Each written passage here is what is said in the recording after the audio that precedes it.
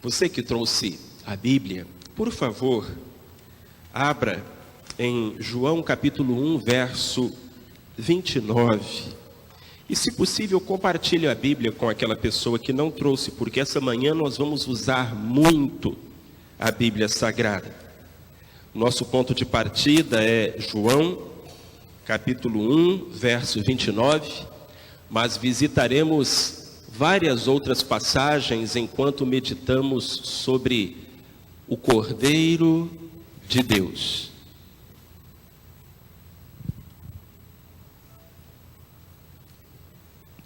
Evangelho segundo escreveu João,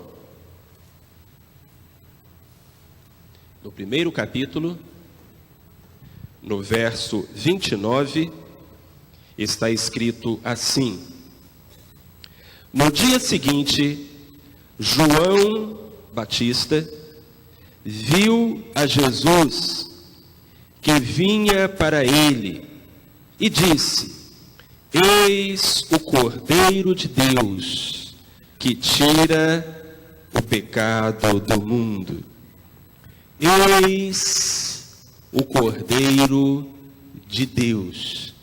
Assim, João Batista se referiu ao Senhor Jesus Cristo. Esta expressão deve ter causado um profundo impacto em todos aqueles que a ouviram. Por exemplo, um dos que estavam ali presentes no momento era João, o apóstolo. E João, ao escrever o último livro da Bíblia, o livro de Apocalipse, repete várias e várias vezes essa expressão, que na sua juventude ele ouviu, mas da qual jamais se esqueceu. Jesus Cristo, o Salvador, é o Cordeiro de Deus. Na teologia cristã, essa expressão se reveste de um profundo significado. Cordeiro de Deus, em latim, Agnus Dei, é um dos títulos mais significativos aplicados a Cristo. Mas o que ele significa? Ao afirmar-se que Jesus é o Cordeiro de Deus, o que se está tentando comunicar? Para respondermos a esta pergunta, irmãos e irmãs, precisamos ir às Escrituras e entender desde o Gênesis até o Apocalipse qual é o lugar e qual é o significado desta expressão, Cordeiro de Deus. E tudo começa em Gênesis, capítulo 3, versículos 15 e 21. O capítulo 3 de Gênesis é, sem sombra de dúvida, o capítulo mais triste e sombrio da Escritura, porque ali somos informados sobre o pecado original e as suas consequências, o afastamento de Deus, o sofrimento, a morte. Mas mesmo em meio a trevas, brilha a luz. E no versículo 15 de Gênesis 3, há a promessa da parte do Senhor de que um dia o descendente da mulher esmagaria a cabeça da serpente. Na época em que foi pronunciada essa frase, pouca humanidade poderia compreendê-la, mas luzes foram sendo lançadas ao longo dos anos e dos séculos. Um outro brilho, um outro faiscar de luz que encontramos nesta passagem sombria que é Gênesis capítulo 3, está no verso 21. Ali nós lemos que Deus vestiu com roupas de peles Adão e Eva, que estavam nus e envergonhados, para socorrer Adão e Eva naquele momento de vergonha e de exposição. Deus precisou realizar o primeiro sacrifício da história.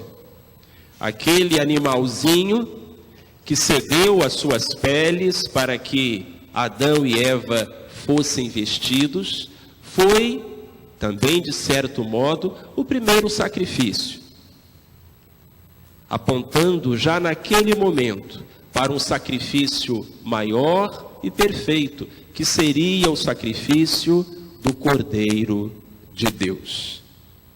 Em Gênesis capítulo 4, nos versículos 1 a 4, somos apresentados a um outro sacrifício, o sacrifício de Abel. Gênesis capítulo 4, do verso 1 ao verso 4. Abel, sendo pastor de ovelhas, ofereceu em sacrifício a Deus um dos seus cordeiros. E a Bíblia diz que aquele sacrifício de Abel agradou o Senhor. Temos ali, portanto, um sacrifício agradável a Deus, que foi o sacrifício de um cordeiro. Mais adiante, encontramos Gênesis capítulo 22, versículo 8. É uma cena bem conhecida. Isaac pergunta a Abraão: meu pai, estamos subindo o Moriá, e eis aqui a lenha, e eis aqui o fogo, mas onde está o cordeiro para o sacrifício? E a resposta de Abraão é: meu filho, Deus proverá o cordeiro. A gente continua lendo a história e descobre que Isaac não foi sacrificado, mas que no lugar de Isaac, um cordeiro apareceu com os seus chifres preso em uma ramagem e foi sacrificado em lugar do filho de Abraão. Irmãos, tudo isso são símbolos, tudo isso são figuras. Tudo isso é Deus na sua palavra a partir de tempos imemoriais, apontando, dando sinais. São como que amostras grátis, pregações em miniatura do Cordeiro perfeito, que um dia também Deus haveria de prover para morrer no lugar não apenas de Isaac, mas morrer no seu lugar e também no meu. Em Êxodo, capítulo 12, a Bíblia avança mais um passo para nos esclarecer essa questão. O que significa dizer que Jesus Cristo é o Cordeiro de Deus? E em Êxodo, capítulo 12, lemos a respeito da Páscoa, celebrada na noite em que o povo de Israel saiu da terra do Egito. E ainda hoje nós estamos aqui, este fim de semana é conhecido como Páscoa, e nós desejamos uns aos outros Feliz Páscoa. A palavra Páscoa vem do hebraico e significa passar por cima, porque Faraó só deixaria o povo de Israel sair do Egito mediante a 10ª e última praga, a morte dos primogênitos. E então o Senhor deu a Moisés uma orientação e disse: Moisés, comunique isso a todo o povo de Israel. Cada família, nessa noite, deve matar um cordeiro. E com o sangue desse cordeiro assinalar a porta e a verga da sua casa. Porque à meia-noite o anjo da morte passará pela terra do Egito e levará todo o primogênito, quer de homens, quer de animais. Porém, quando o anjo da morte chegar à porta de uma casa e essa porta estiver marcada pelo sangue do cordeiro, então o anjo passará por cima desta casa e ali a morte não entrará. E por isso que a palavra Páscoa significa passar por cima. No Novo Testamento, o apóstolo Paulo vai dizer assim: Cristo, a nossa Páscoa, já foi sacrificado. Não foi por acaso que a morte de Jesus Cristo ocorreu na Páscoa, o mais santo dos dias, a mais santa das festas do calendário judeu. Do mesmo modo como na Páscoa judaica, Israel foi liberto da escravidão no Egito, Jesus Cristo, morrendo e ressuscitando por nós, nos libertou da escravidão do pecado e da sentença de morte que pousava sobre as nossas cabeças. Mas para isso, irmão, um cordeiro teve que ser sacrificado. A palavra do Senhor segue adiante. Os versos vão sucedendo um ao outro. E chegamos a Levítico, capítulo 6. E você pode ler com especial atenção o verso 6 e o verso 7. Porque agora o povo de Israel está no deserto, a caminho da terra prometida, e Deus lhes dá leis, regulamentos, procedimentos, e Deus estabelece a norma dos sacrifícios. E diz o que um homem deveria fazer caso pecasse contra o Senhor. E em Levítico capítulo 6, o verso 6 e o verso 7, Deus diz: olha, se alguém pecar, para ser perdoado do seu pecado, deverá levar um cordeirinho até o sumo sacerdote. E diante do altar, este homem colocará a sua mão sobre a cabeça do cordeiro. E esse cordeiro tem que ser puro, não pode ter defeito, tem que ser perfeito. O pecador colocará a mão sobre a cabeça do cordeiro e confessará o seu pecado. E então, esse cordeiro será morto. O sacrifício do cordeiro sobre o altar do templo era um sacrifício expiatório e substitutivo. Substitutivo porque o cordeiro morreria em lugar do pecador. Expiatório, porque para que o pecado pudesse ser perdoado, ele tinha que ser expiado, ele tinha que ser pago. Este era o significado do sacrifício realizado no Velho Testamento. Em Hebreus, vamos descobrir que o sangue de ovelhas não tira pecado de ninguém. Mas sobre isso falaremos daqui a pouco. Aguarde só um minuto. Chegamos em Isaías. Isaías capítulo 53. Uma das mais lindas passagens das Escrituras. Texto que fala sobre o servo sofredor e prediz as dores, a morte e a ressurreição do Messias. Na verdade, essa história não começa em Isaías 53. Começa em Isaías 52, verso 13. E aí sim, se você tomar Isaías, capítulo 52, verso 13, e for lendo sem parar até Isaías, capítulo 53, verso 12, encontrará uma das passagens mais impressionantes, mais bonitas, mais maravilhosas da Bíblia. O profeta, escrevendo 700 anos antes do nascimento de Jesus, expõe com precisão impressionante tudo aquilo que Jesus viria a fazer por nós. É tão maravilhosa a visão do profeta que, falando sobre algo que iria acontecer dali a 700 anos, ele usa o verbo não no futuro, mas no passado. Tal a precisão da visão que o Senhor lhe concede. E destacando nesta passagem de Isaías capítulo 53, o verso 7, somos reapresentados ao Cordeiro de Deus. Ele foi oprimido e afligido, mas não abriu a boca. Como um cordeiro que é levado ao matadouro, e como a ovelha muda perante os seus tosquiadores, assim ele não abriu a boca. De quem falava aqui o profeta? De Jesus, o Cordeiro de Deus. Chegamos ao Novo Testamento.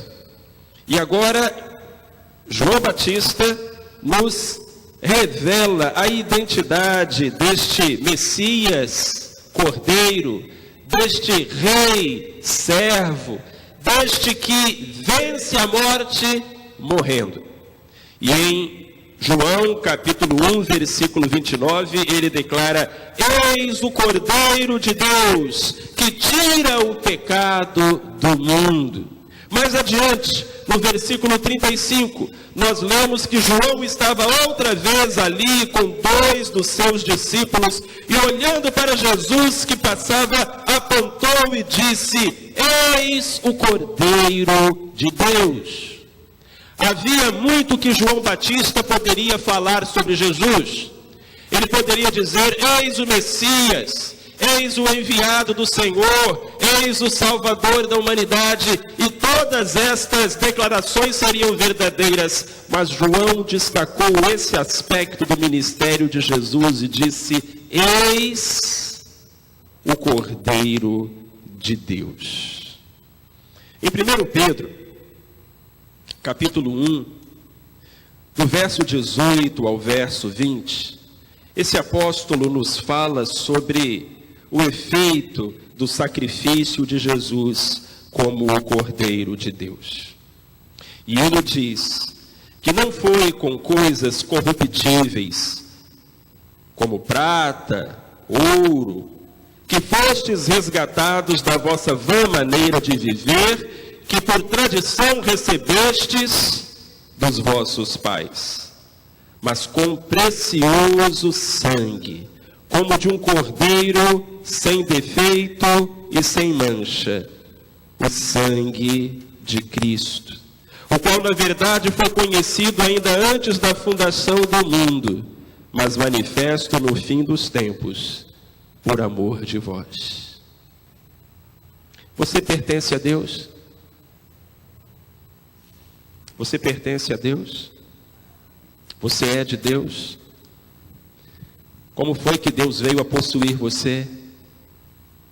Como foi que Ele comprou você? Que preço Ele pagou? Que moeda Ele usou? A Bíblia diz: o sangue de Jesus, que nos resgatou e nos comprou. E aí chegamos a Apocalipse. E em Apocalipse a expressão o Cordeiro é repetida muitas e muitas vezes. No capítulo 5, do verso 1 ao verso 14 de Apocalipse, o último livro da Bíblia. Apocalipse capítulo 5, do verso 1 ao verso 14, anjos e salvos e toda a natureza se unem para declarar: digno é o Cordeiro que foi morto de receber toda honra e glória e poder e sabedoria. Digno é o Cordeiro de Deus de abrir o livro, de romper os seus selos. O Cordeiro de Deus adquiriu com o seu sangue para Deus homens de toda língua e tribo e povo e nação. Digno é o Cordeiro de Deus. Em Apocalipse, capítulo 7, versículo 17, isso é tão curioso, fala de um cordeiro que é ao mesmo tempo cordeiro e pastor. O cordeiro que está no meio diante do trono lá no céu, os apacentará e os conduzirá às fontes das águas da vida, e Deus lhes enxugará dos olhos toda a lágrima. É um cordeiro que apacenta, que é ao mesmo tempo o Cordeiro de Deus que tira o pecado do mundo e o bom pastor que dá a sua vida pelas ovelhas. O seu nome é Jesus. Em Apocalipse 13, versículo 8, somos colocados diante de uma revelação tremenda. Diz a Bíblia que todos os que habitam sobre a terra, esses cujos nomes não estão escritos no livro da vida do Cordeiro, que foi morto, desde a fundação do mundo. O Cordeiro foi morto desde a fundação do mundo. O que significa isso? Significa que quando Deus foi criar o mundo, e mais especificamente quando Deus foi criar o homem, Deus, que é onisciente, que conhece o passado, mas também o presente e o futuro, sabia que se criasse o homem à sua imagem e semelhança e se desse ao homem a liberdade de escolher, o homem ia escolher mal, ia se perder, e para salvar o homem, Jesus teria que morrer. Porque Deus sabe todas as coisas. O futuro para Deus é tão conhecido quanto o passado ou o presente. Não é assim? E mesmo sabendo que criar a gente traria a Ele tanto sofrimento, Deus decidiu nos criar ainda assim. E é por isso que o Apocalipse diz que o Cordeiro foi morto desde a fundação do mundo. Na cruz, ele morreu há mais ou menos 2000 anos. Mas no seu coração, ele morreu desde a fundação do mundo, desde que aceitou ser o nosso sacrifício e dar a vida para nos resgatar. A última vez em que a Bíblia se refere a Jesus, o Cordeiro, é Apocalipse capítulo 22, do verso 1 ao verso 5. E ali estamos nós com Cristo, no céu, findas todas as coisas, vencidos todos os inimigos. Mostrou-me o rio da água da vida, disse João, claro como cristal, que procedia do trono de Deus e do Cordeiro. No meio da sua praça e de ambos os lados do rio, estava a árvore da vida, que produz 12 frutos, dando seu fruto de mês em mês, e as folhas da árvore são para a cura das nações. Ali não haverá jamais maldição, nela estará o trono de Deus e do Cordeiro, e os seus servos o servirão, verão a sua face, nas suas frontes estará o seu nome, e ali não haverá mais noite, não necessitarão de luz, de lâmpada, nem de luz do sol, porque o Senhor Deus os alumiará e reinarão pelos séculos dos séculos. Começamos lá em Gênesis, terminamos em Apocalipse, e por toda a Bíblia há este fio escarlate que a percorre e que a aponta para o ministério sacrificial do Senhor Jesus Cristo.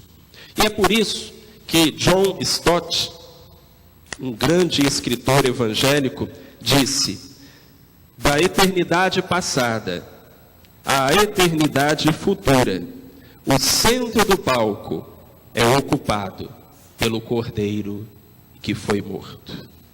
O Cordeiro de Deus é o assunto central da Bíblia Sagrada. Mas o que significou o sacrifício do Senhor Jesus Cristo na cruz? Irmãos, o sistema de sacrifícios estabelecido no Velho Testamento preparou o terreno para a vinda de Cristo, o perfeito sacrifício providenciado por Deus para a nossa redenção.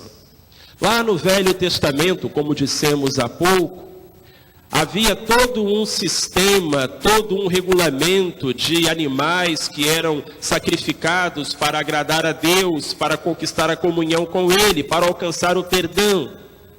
E estes sacrifícios eram a representação do sacrifício perfeito de Jesus Cristo. Quem fala muito sobre isso é o autor de Hebreus. Por exemplo, no capítulo 9, versículo 22, o autor de Hebreus diz assim: sem derramamento de sangue não há remissão de pecados. Você quer repetir essa frase junto comigo? Sem derramamento de sangue não há remissão de pecados. Por isso, os animais eram sacrificados e o sangue derramado sobre o altar. Porém, o mesmo autor de Hebreus, que diz que sem derramamento de sangue não há remissão de pecados, em Hebreus capítulo 10, versículo 4, diz que é impossível que o sangue de touros e de bodes tire o pecado de alguém. Então, na verdade, quando aqueles cordeiros, quando aqueles animais eram sacrificados e o seu sangue derramado, não era o sangue daqueles animais que proporcionava perdão. É o sangue de Jesus. Aqueles sacrifícios eram uma sinalização na estrada apontando para o sacrifício perfeito de Cristo. E é por isso que depois que Jesus se sacrificou por nós, não há mais necessidade de nenhum sacrifício, nenhuma forma de sacrifício. A lei era apenas uma sombra, era um símbolo. Em Hebreus, capítulo 10, versículo 1, o autor afirma exatamente isso, que os sacrifícios da lei eram sombra, eram símbolo. A lei, tendo a sombra dos bens futuros e não a imagem exata das coisas, não pode nunca, pelos mesmos sacrifícios que continuamente se oferecem de ano em ano, aperfeiçoar os que se chegam a Deus. Porque aqueles sacrifícios eram apenas sombra, eram apenas símbolo, mas o sacrifício de Jesus, este sim, é eficaz. Em Hebreus capítulo 9, versículo 27 e versículo 28, o autor nos diz que o sacrifício de Cristo é único, definitivo e irrepetível. Em Hebreus capítulo 10, versículo 14, o autor nos diz que o sacrifício de Cristo é eficaz, é eficiente, é real. Então, todos estes ensinamentos bíblicos aí estão diante dos nossos olhos e dos nossos ouvidos, na verdade, dos nossos corações, a respeito do sacrifício de Jesus, a respeito do Cordeiro de Deus. Mas de que modo isso afeta a nossa vida? E eu quero concluir, eu quero terminar, pensando agora junto com você, de que maneira tudo isso que a Bíblia traz sobre este assunto me afeta. De que maneira? Primeiro, o sacrifício de Jesus, como Cordeiro de Deus, é a prova do amor de Deus por nós. Nós começamos este culto lendo Romanos capítulo 5, verso 8, que diz que Deus prova o seu amor para conosco, em que Cristo morreu por nós, sendo nós ainda pecadores. E isso é importante porque às vezes somos tentados a duvidar do amor de Deus por nós. Nós seres humanos somos assim. Quando as coisas estão correndo bem para o nosso lado, quando temos um bom emprego, quando temos saúde, quando estamos vivendo um grande amor, quando recebemos uma promoção, passamos numa prova, quando o nosso time é campeão, a gente diz, Deus me ama, Deus gosta de mim. Mas quando passamos por provas, tribulações, adversidades, quando bate à porta da nossa vida a doença, o desemprego, o problema, a tristeza, nós duvidamos e dizemos, será que Deus me abandonou? Será que Deus me ama? Será que Deus realmente me ama? E essa pergunta não pode ser respondida em nenhum outro lugar. Ela só pode ser respondida na cruz. Deus prova o amor dele por você, não te dando saúde, não te dando uma namorada ou um namorado, não te dando um emprego ou dinheiro. Deus prova o amor dele por você, em que sendo você um pecador, uma pecadora, Jesus morreu em seu lugar. Você pode duvidar de muitas coisas na sua vida, mas olhando para a cruz, você não tem o direito de duvidar do amor de Deus por você. O sacrifício do Cordeiro de Deus é também a provisão de Deus para a nossa salvação. Lembram? Sem derramamento de sangue, não há remissão de pecados. O sangue precisava ser derramado, e para que não fosse o seu, foi o de Cristo. Por isso João Batista apontou para Jesus e disse: eis o Cordeiro de Deus que tira o pecado do mundo.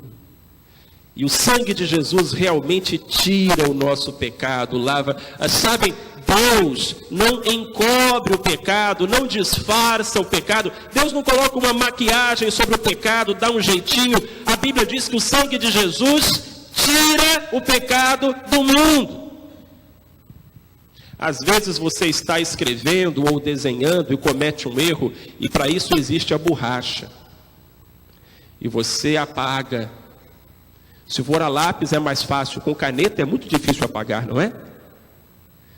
Mas mesmo quando você apaga algo escrito a lápis, as marcas ficam no papel.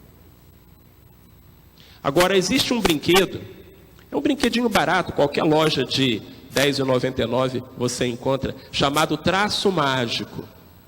E nesse brinquedo as crianças desenham ou escrevem, e há umas folhas de plástico, e é só passar o traço mágico e some tudo, não fica marca. O sangue de Jesus não é como a borracha. O sangue de Jesus é como o traço mágico. Limpa sem deixar marca, sem deixar vestígio, atira os nossos pecados na profundeza do mar. O sangue de Jesus é a provisão de Deus para a nossa salvação. Em terceiro lugar, podemos afirmar que o sacrifício de Jesus como Cordeiro de Deus é o poder de Deus para a nossa transformação e vitória. Há poder no sangue de Jesus. Poder para quê? Poder para derrotar o diabo, para colocar os demônios em fuga desabalada, poder para vencer o pecado, poder para mudar de vida, poder para ser um homem de bem, uma mulher de bem, poder para ser uma nova criatura, para ter um novo coração. Há poder no sangue de Jesus para enfrentar as dificuldades, as dores, as lutas, as decepções, as mágoas, as desilusões e ser mais do que vencedor. Há poder no sangue do Cordeiro que foi morto. E o sangue de Jesus, irmãos e irmãs, o sacrifício de Jesus por nós como Cordeiro de Deus, é também a nossa motivação para uma vida de santidade. Que você tenha uma vida de correção, de integridade, porque Jesus, o Filho de Deus, morreu numa cruz por você.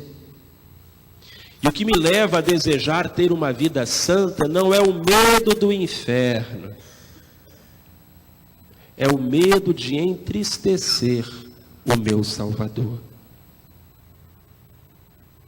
Conta-se que um crente teve um sonho, e naquele sonho ele assistia à flagelação de Cristo.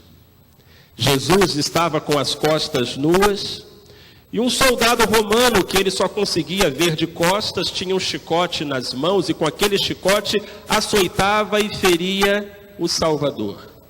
E naquele sonho o crente ficou tão desesperado, tão horrorizado vendo aquela cena, que correu até o soldado, segurou a sua mão e disse: não faça isso. E então o soldado olhou para ele, e horrorizado, ele viu que o rosto do soldado era o seu próprio rosto. Porque a Bíblia diz que todas as vezes que nós nos portamos de uma forma errada, nós estamos crucificando de novo o Filho de Deus. Estamos ferindo, estamos machucando o nosso Salvador. E o sacrifício de Jesus como Cordeiro de Deus é a grande motivação que nós temos para evitar o pecado e buscar uma vida de santidade e de correção. Irmãos, irmãs, unamos nossas vozes à voz dos anjos, dos salvos e de toda a criação para declarar: digno é o Cordeiro de Deus. Exaltamos e glorificamos o Cordeiro de Deus, porque Cristo, a nossa Páscoa, já foi crucificado, como diz 1 Coríntios, capítulo 5, versículo 7. Vamos cantar que é digno o Cordeiro de Deus. Enquanto a igreja entoa este lindo hino, eu convido para estar aqui à mesa o corpo diaconal, também nosso pastor emérito, pastor Orivaldo Pimentel Lopes, porque celebraremos a ceia do Senhor.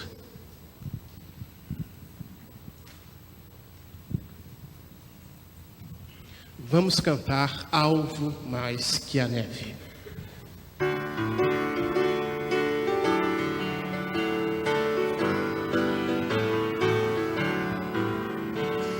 Seja bendito o Cordeiro que na cruz por nós padeceu. Seja bendito o seu sangue que por nós pecadores verteu. Seus versos e lavado os maravilhas,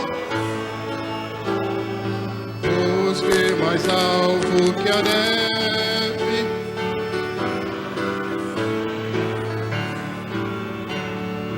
alvo mais que a neve, alvo mais que a neve, se nesse sangue lavado, mais alvo que a neve serei. Foi espinhosa coroa que Jesus por nós suportou.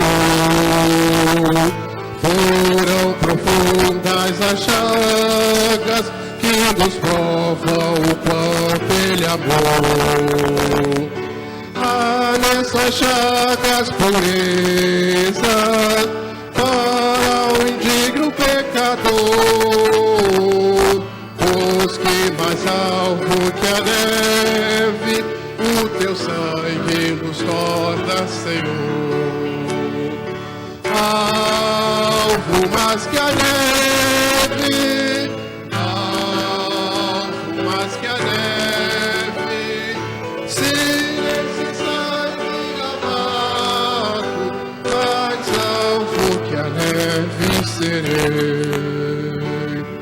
Se tudo te confessarmos e seguirmos na tua luz, tu não somente perdoa, purifica também, ó Jesus. Se de todo pecado, que maravilha desse amor. Os que mais alvo que a neve, o seu sangue nos torna, Senhor. Alvo mais que a neve, alvo mais que a neve, se nesse sangue lavado, mais alvo que a neve serei. Aqueles irmãos que vão participar da ceia pela primeira vez como membros da Igreja Batista em Mata da Praia, chegaram recentemente por batismo, transferência, aclamação e vão participar pela primeira vez como membros da igreja. Esses irmãos eu quero convidar para estar aqui à primeira fileira. Eles vão receber o cálice especial de madeira com a logomarca da igreja e que depois levarão para suas casas como lembrança desta ceia especial. Aos demais, nós queremos lembrar que a ceia do Senhor deve ser comida e bebida por aqueles irmãos já biblicamente batizados em nome do Pai, do Filho e do Espírito Santo, tendo confessado Jesus publicamente como seu Senhor e Salvador, e que estejam em comunhão com suas igrejas, seja esta igreja, seja outra igreja, caso você seja um visitante. A Bíblia diz assim: examine-se o homem a si mesmo, e só depois coma do pão e beba do cálice, porque quem come e bebe indignamente o faz para a sua própria destruição, não discernindo o corpo do Senhor. Examine-se agora a si mesmo, antes de comer do pão e beber do cálice.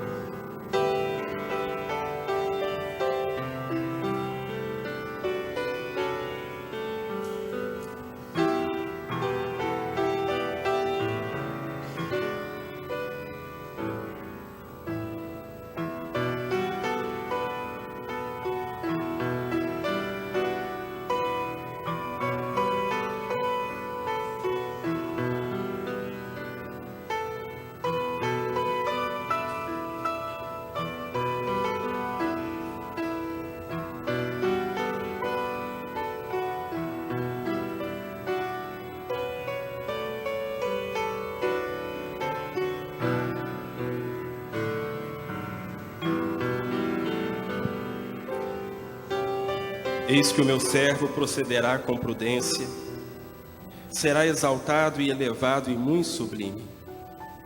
Como pasmaram muitos à vista dele, pois o seu aspecto estava tão desfigurado, que não era o de um homem, e a sua figura não era dos filhos dos homens. Assim ele espantará muitas nações. Por causa dele, reis taparão a boca, pois verão aquilo de que não se lhes havia anunciado, e entenderão aquilo que não tinham ouvido. Quem deu crédito à nossa pregação? E a quem se manifestou o braço do Senhor? Pois ele foi crescendo como um renovo perante ele, e como raiz que sai de uma terra seca, não tinha formosura nem beleza. E quando olhávamos para ele, nenhuma beleza víamos para que o desejássemos. Ele era desprezado e rejeitado dos homens, homem de dores e experimentado nos sofrimentos. E como um de quem os homens escondiam o rosto, era desprezado e não fizemos dele caso algum. Verdadeiramente ele tomou sobre si as nossas enfermidades e carregou com as nossas dores. E nós o reputávamos por aflito, ferido de Deus e oprimido. Mas ele foi ferido por causa das nossas transgressões e esmagado por causa das nossas iniquidades. O castigo que nos traz a paz estava sobre ele, e pelas suas pisaduras fomos sarados. Todos nós andávamos desgarrados como ovelhas, cada um se desviava pelo seu caminho, mas o Senhor fez cair sobre ele a iniquidade de todos nós. Ele foi oprimido e afligido, mas não abriu a boca. Como um cordeiro que é levado ao matadouro, e como a ovelha que é muda perante os seus tosquiadores, assim ele não abriu a boca. Pela opressão e pelo juízo foi arrebatado. E quem, dentre os da sua geração, considerou que ele fora cortado da terra dos viventes e ferido por causa da transgressão do meu povo? Deram-lhe a sepultura como os ímpios e como o rico na sua morte. embora nunca tivesse cometido injustiça, nem houvesse engano na sua boca.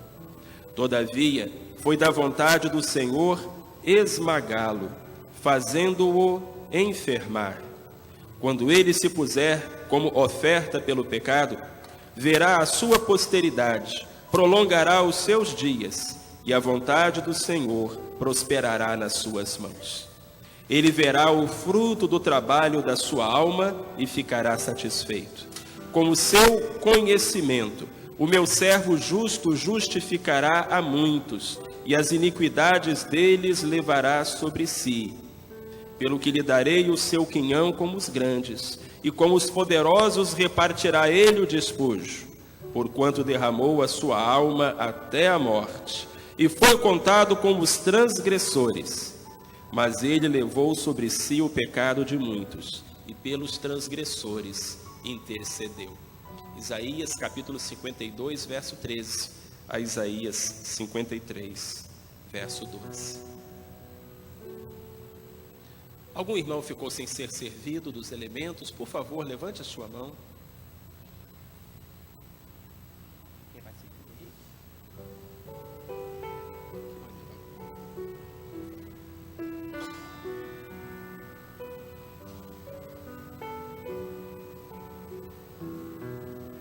Mais algum irmão?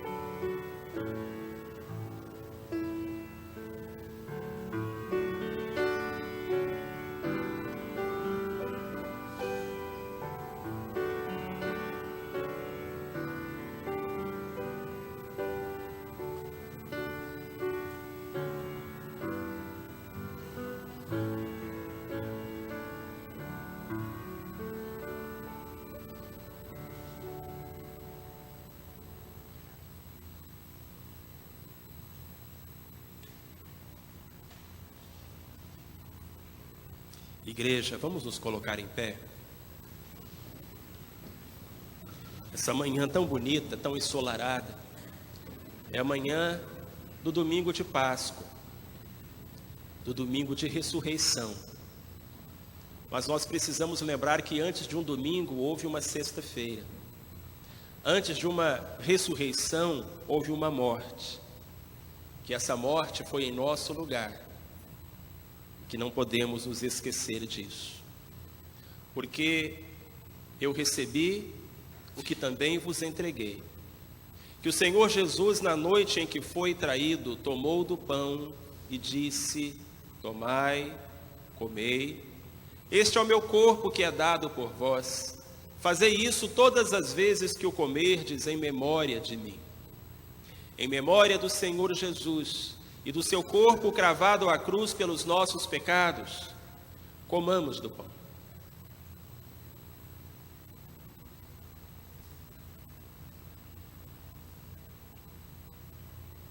Semelhantemente, o Senhor tomou do cálice e disse: bebei dele todos. Este é o novo testamento do meu sangue, que é dado para o resgate de muitos. Fazei isso todas as vezes que o beberdes, em memória de mim. Em memória do Senhor Jesus e do seu sangue derramado na cruz pelos nossos pecados, bebamos do cálice.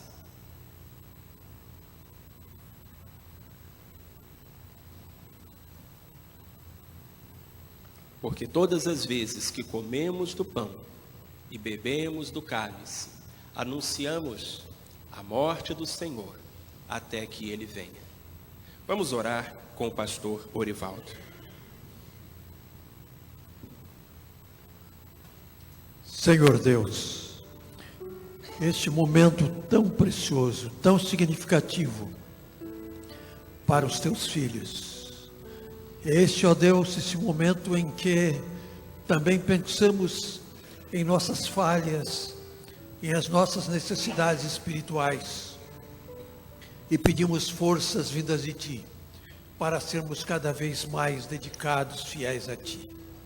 Obrigado, ó Deus, por esta celebração, que não nos esqueçamos dela e nos lembremos sempre, ó Deus, que somos filhos de Deus e recebemos esse privilégio de participar da sua ceia. Obrigado, ó Deus, por nos dar esse privilégio neste dia e sempre. E ajude-nos, ó Deus, a fazer sempre aquilo que seja do Teu agrado. E não nos calemos, ó Deus, da oportunidade, no privilégio que temos de proclamar a Tua verdade, proclamar o Teu nome em todas as circunstâncias. Abençoa-nos em nome de Jesus. Amém.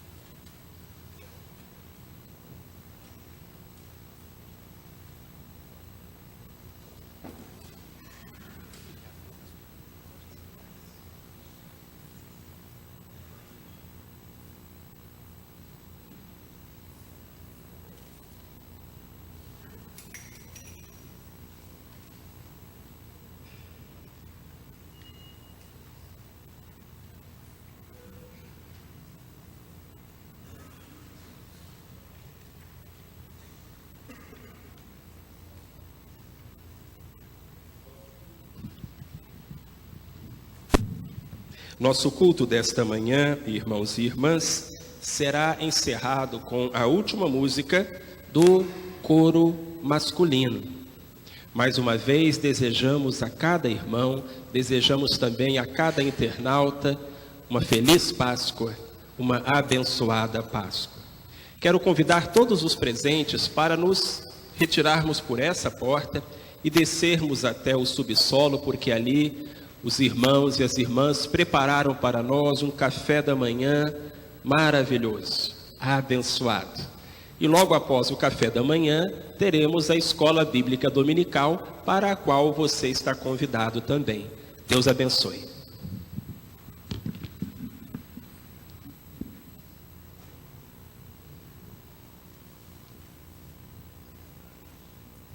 Som.